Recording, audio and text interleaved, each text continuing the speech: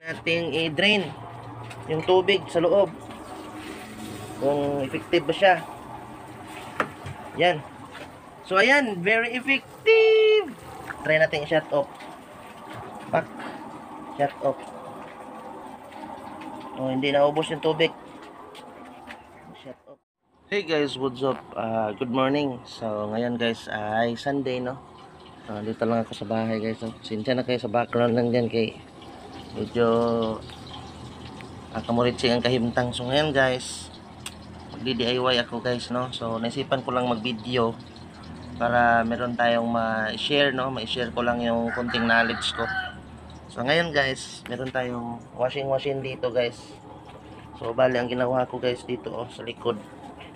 Yan, so ito yung parang shut off valve niya, no? Dun sa rinse dito. So itong washing kasi natin ay manual, no? So ito yung nag-open pag ginanyan mo yan.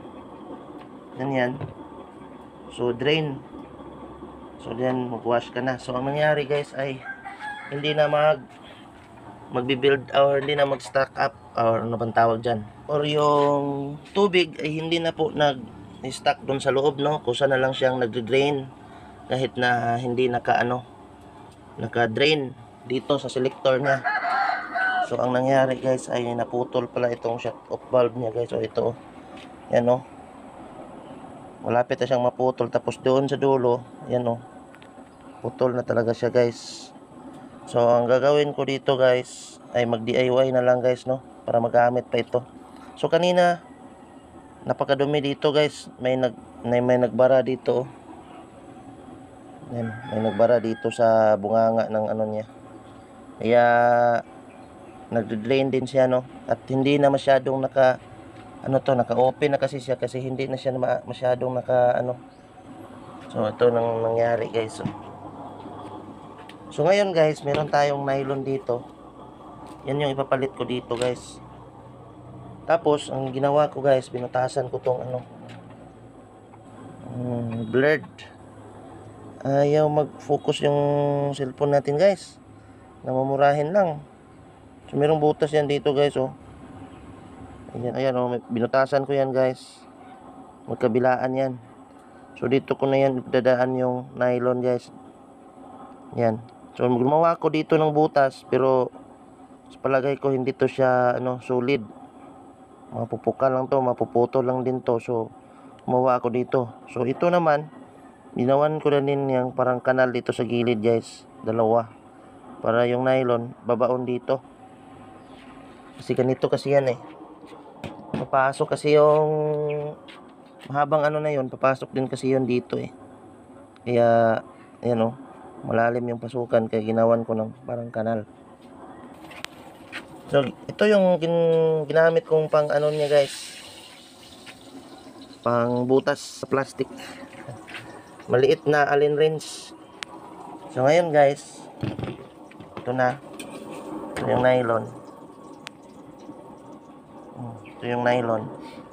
Kabit ko to dito. So let's see mamaya. So yan. Ito na guys. Buti na lang may nylon tayo guys.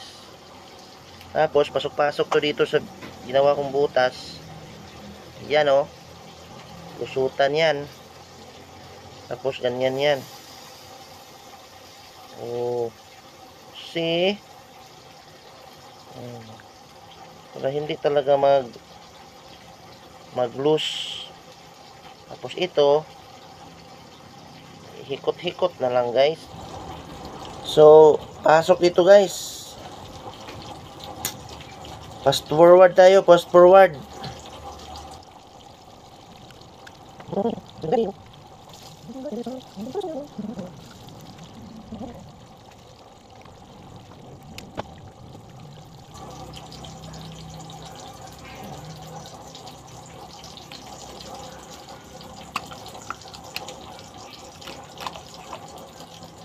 See?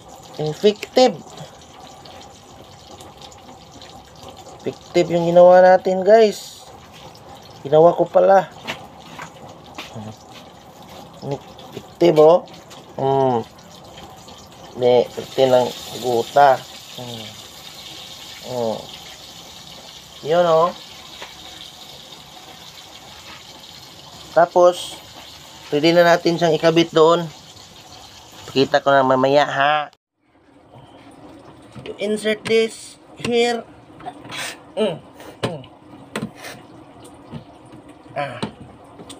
Oy.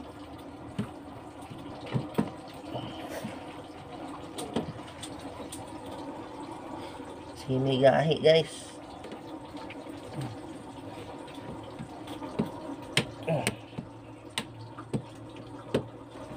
Wala. Di man na mura maglabali. Nabali dyan. Bali man siya. Oy, taman diri o. May nag-ungot-ungot pala. Ayan guys, napasok na guys. Let's try. Kabit ko pa rin to para mayroon tayong saan natin sa higpitan. Try natin to, angat. Di na.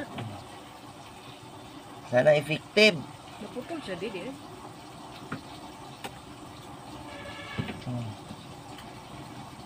Sana effective to guys. Ano, nipis mo po kayo. Muna, naputol di ka ng murag kuhan. Ang sabaan nito.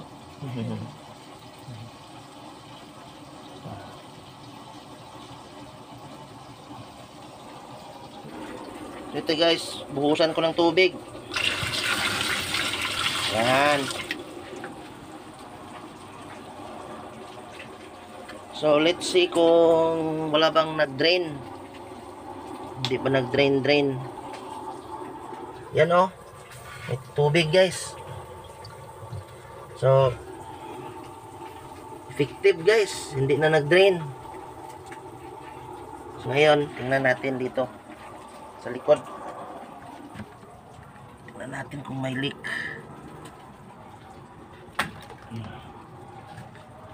Guys oh, walang nag-drain.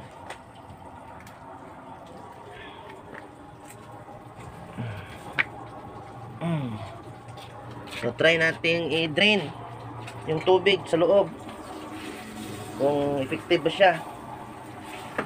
Yan. So ayan, very effective. Try natin i-shut off. Back. Shut off.